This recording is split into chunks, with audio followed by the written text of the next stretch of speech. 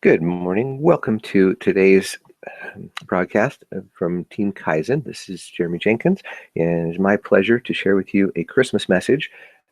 Today, we're not going to talk about business. We're going to talk about Christmas because, in my opinion, that's the most important thing right now. You don't need to be worrying about stuff that, in the end, is not something that's lasting. So, today, I want to share a special message. It's a story, a true story that I heard a few years ago from a lady named June Stanley, and she called it the 12th day of Christmas. It really had an impact on me, and I thought it would be great to share that with all of you in today, 24th of December, as we get ready to celebrate Christmas and what all of that means. So here's how it goes. The 12th Day of Christmas by June Stanley. I've been asked to share a personal experience with you that is dear to my heart. It came at a time when I was young and inexperienced. I hadn't yet learned how to listen to the Holy Ghost and use him as a guide in my personal affairs to serve. As I tell my story, you'll see how much I had to learn. I hope it will also illustrate for you how we can all be instruments in our Father's hands to lift and bless the lives of those we serve if we will but follow the promptings of the Spirit. It was at the beginning of the Christmas season, and I was a mother to a rambunctious 2-year-old and pregnant with our second child. As much as I loved motherhood and all the attendant responsibilities, I felt bone tired and half dead. But worse still, I was feeling spiritually despondent. I knew I needed a change in my life. My parents had set wonderful examples for me in my youth, and I knew the remedy to my spiritual complacency was to get out of the house and serve. About that time, our congregation announced that they were in need of volunteers for a 12 Days of Christmas service project with the community. They had identified 2 individuals in our neighborhood to be the recipients of the service, an older woman who was nearly blind and housebound because of arthritic knees, and a single new mother who had just given birth to twins. This opportunity to serve was just what I was looking for. Being a new mother myself, I felt like I could connect with the young mother and her needs. I eagerly signed my name to the sign-up sheet. I even took the liberty of indicating who I'd like to help. Happily, over the next couple of days, I planned what I would give to the new little family as I anxiously awaited my assignment. I waited and waited. As I waited, I window shopped and imagined the gifts I would give each member of this new little family. It felt great to be thinking about someone else. Finally, my assignment came. My excitement mounted as I saw that I was assigned the last day of gift giving, the 12th day. I was thrilled. I would be giving the culminating gifts to the young mother, the very last gifts of the gift-giving season. I anxiously scanned my assignment for the name of the young woman. I wanted to put a name to the face I had been imagining. Ah, there it was. Her name was Mirla. Mirla? That didn't sound like a young woman's name. It sounded more like an old lady's name. Then it hit me. It was an old lady's name. I had been assigned to the blind old woman. I told myself that it had to be some kind of mistake. I had signed up to help the young mother, and I'd been planning for the young mother, not some old lady. How could this happen? What a dumb service project. The more I thought about it, the more irritable I became. Hadn't God seen how willing I was to help the young mother and her babies? Didn't he remember I was looking for opportunities to feel the Spirit in my life? Then why was I assigned the old woman? I thought he was supposed to be on top of these things. So days 1 through 10 passed, and I had successfully shoved all guilt associated with the 12 days of Christmas aside. I hesitate to admit it, but I had decided that I wasn't going to participate. I didn't need that in my life. I had plenty on my plate to keep me busy. What was one more gift to an old lady that probably already had everything? Besides, I was tired. My tummy was huge, and I just didn't feel like doing it anymore. So, so what if I wasn't feeling the Spirit in my life? I probably would, eventually. Wow. Can you see how much I needed Heavenly Father's help? On the morning of the 11th day of Christmas, my thoughts turned to the elderly woman that I was supposed to visit the next day. Despite my best efforts at suppression, I was beginning to feel the pricks of a guilty conscience. After all, I had been looking for opportunities to serve, and I had signed up to help. No one had forced me to do that. And it wasn't like it was the old woman's fault that I had been assigned to her. The Spirit continued to work on me throughout the day, and my heart continued to thaw.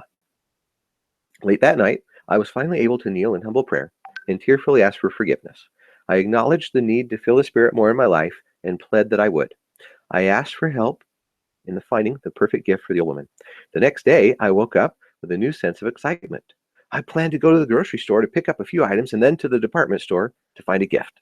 Though Mirla would never know it, I was anxious to make up for the way I'd been thinking about her, and I wanted to get her something really meaningful, something better than all the 11 previous gifts she had received. As I entered the grocery store, I noticed a large display of red and white poinsettias.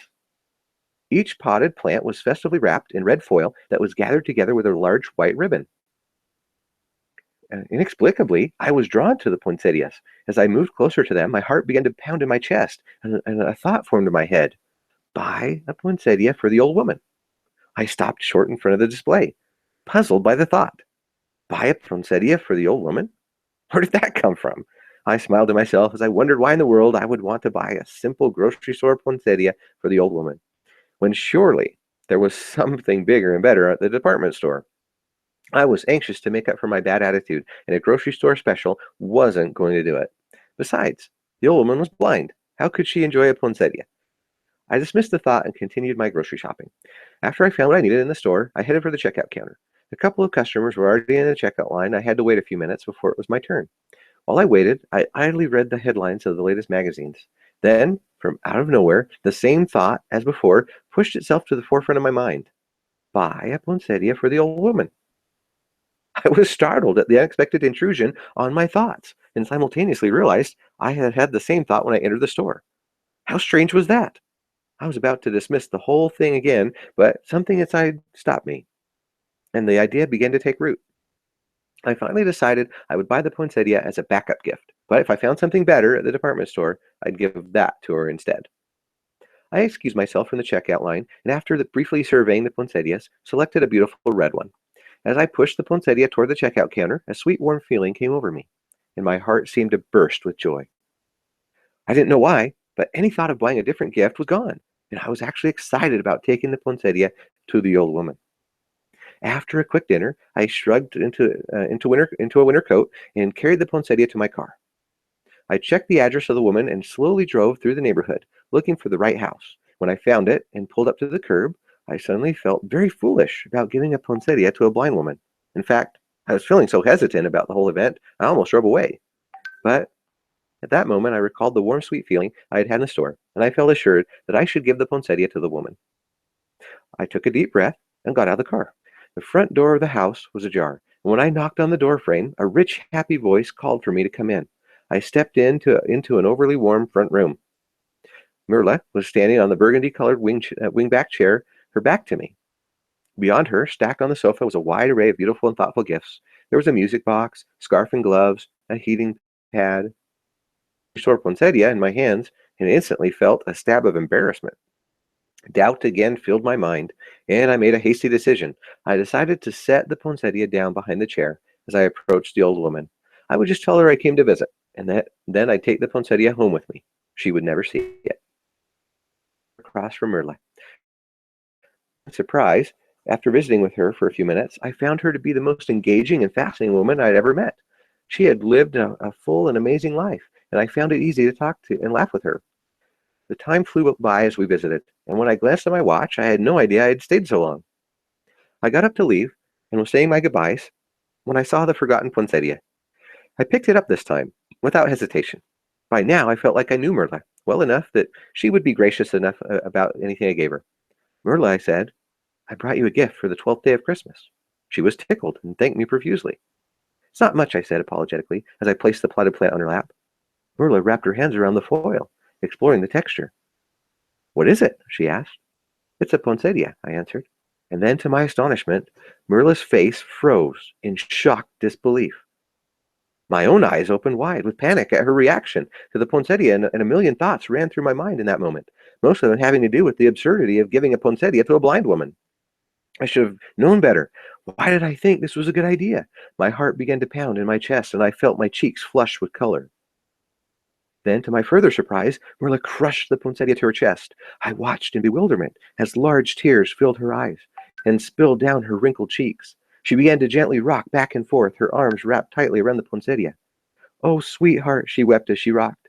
My darling, I have missed you so much. I love you too. This, of course, made no sense to me. I really wasn't sure what to do, and so I waited frozen in place until Merla's weeping subsided. Mirla, I asked cautiously, is there something wrong? Another minute passed as Mirla composed herself, and then she smiled at me through her tears. I'm sorry, she whispered. I didn't mean to blubber like a baby, but your gift caught me off guard. I guess I don't understand, I replied. Mirla drew a deep, steadying breath. Her eyes were still wet and her emotions still close to the surface.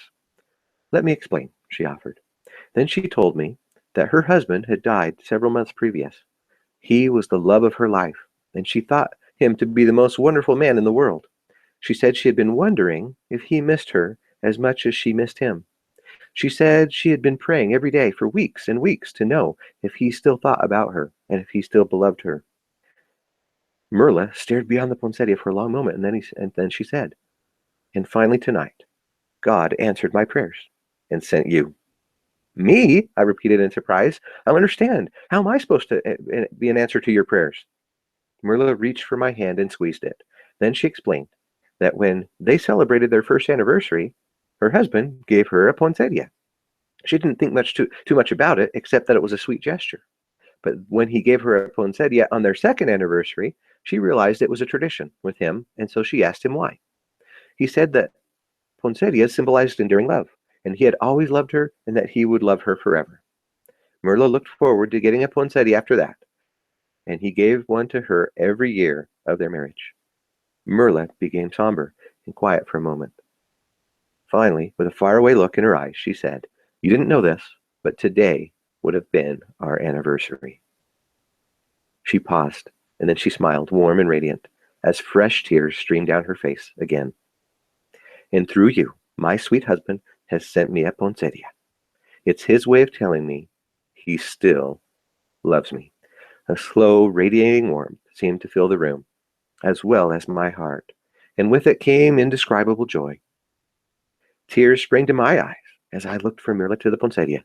I saw it with new eyes. Instead of a simple plant in a pot, I saw a beautiful symbol of love and devotion between an adoring husband and his beloved wife, whom he had loved with all his heart in life, and continued to love, even across that awful gulf of death.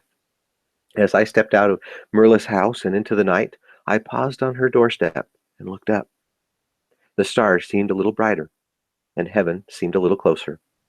Tears flowed freely as I offered a heartfelt prayer of thanks and gratitude to a loving, compassionate, eternal Father who not only answered my prayer, but who also allowed me the honor and privilege of participating with him in his plan for Mirla's happiness. So, for all of you who are listening to this and have a chance to watch it, thank you. Thank you for all you do. Thank you for your kindness and goodness. Thank you for the sacrifices that you make. Thank you for the charity that is in your heart. At this time of Christmas and starting a new year, it's always good to reflect on what we've done, how we can improve, how we can be better, how we can be a light to those in darkness, to bring joy and happiness to those around us.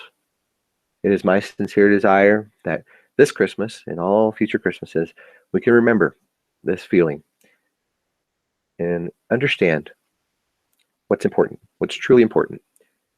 I know that usually when these webinars, we're talking about business, we're talking about opportunity, and that's great. Those are means to an end, because at the end of the day, making money and having success and all those things, if we don't use that to make the world a better place, then what's it for, right? Of course, it's nice to be able to afford things and to, live a better life and improve our lifestyle. But at the end of the day, it's really about what can you take with you. And what we can take with us is our relationships. It's the happiness and joy that we spread to the people in the world. So with that, I'll let you get back to your Christmas Eve plans. Thank you so much for joining me in this. I really hope you have a Merry, Merry Christmas, a wonderful New Year, and let's make the most of 2017. Let's take this message and use whatever comes from business, from success, from entrepreneurism, and take that to make the world a better place, to bless the lives of others, to alleviate some pain, to lift people up that are feeling low, and spread the joy. That is my sincere desire. And with that, I'll let you get back to Christmas. Have a Merry Christmas, and we'll see you on the next one. Bye-bye.